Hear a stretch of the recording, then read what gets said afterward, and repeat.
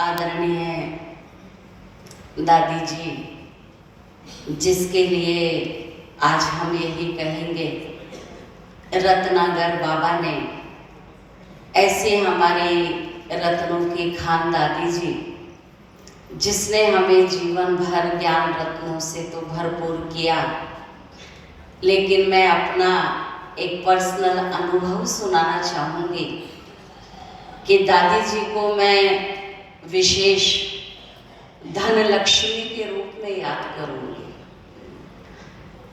मैं बैतूल सेंटर पर रहती हूँ और वहाँ पर कभी भी कोई दादी जी नहीं आए थे और 2006 में आदरणीय रतन मोहिनी दादी जी का शुभ आगमन हुआ।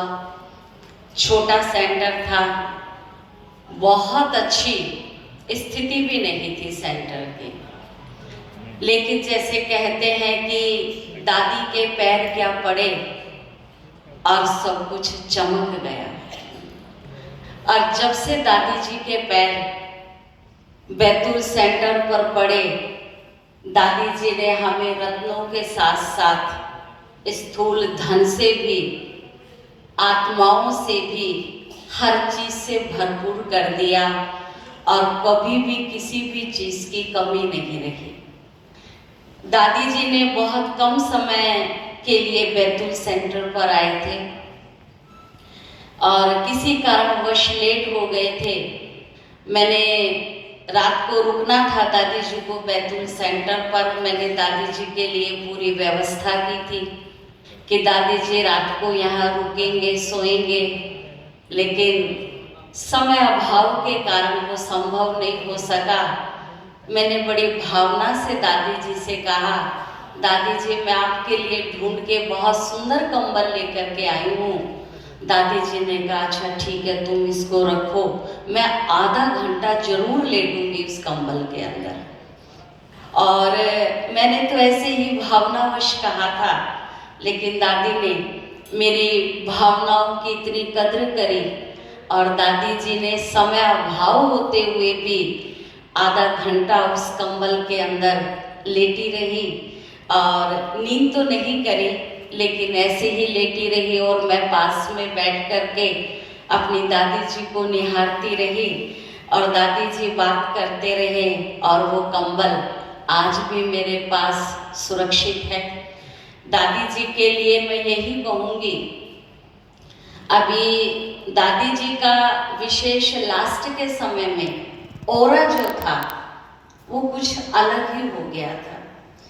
अभी सितंबर में जब लास्ट ईयर ग्लोबल समिट हुआ था तो बाबा ने निमित्त बनाया अपने भारत सरकार के केंद्रीय राज्य जनजाति मंत्री भ्राता दुर्गादास उइके जी को मधुबन में लाने का, और उन्होंने मेरे से इच्छा प्रकट करी कि मैं चाहता हूँ कि दादी जी से मिलूं।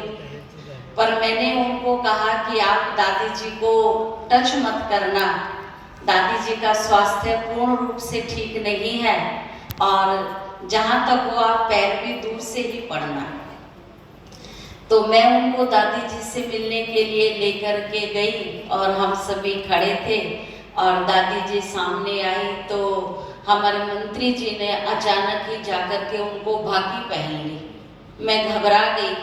मैंने देखा कि एकदम से जहाँ व्यक्ति को टच भी नहीं करना स्वास्थ्य कारणों से, लेकिन उन्होंने भाकी पहन ली एकदम से और मुझे ऐसा लगा कि शायद मुझे डांट पड़ेगी, लेकिन लीला दीदी ने भी कुछ नहीं कहा, जो भी सभी थे।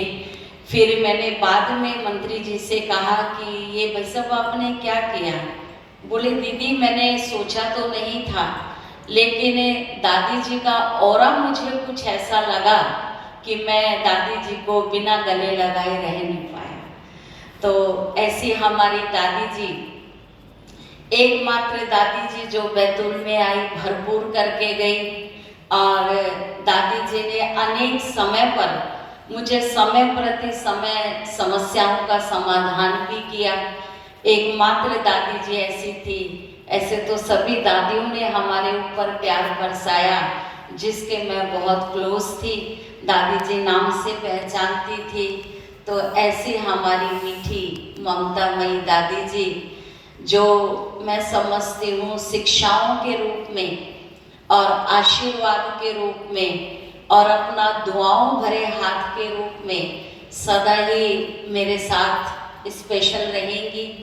ऐसी आदरणीय दादी जी को मैं बैतूल सेंटर के सभी भाई बहनों की ओर से शत शत नमन करती हूँ। दादी जी के प्रति विशेष भावांजलि, पुष्पांजलि। और ऐसी दादी जी, लेकिन एक बात यही भी है कि हर कल्प में हम अपनी मीठी दादी जी की यूं ही पालना लेते रहेंगे। ओम शांति।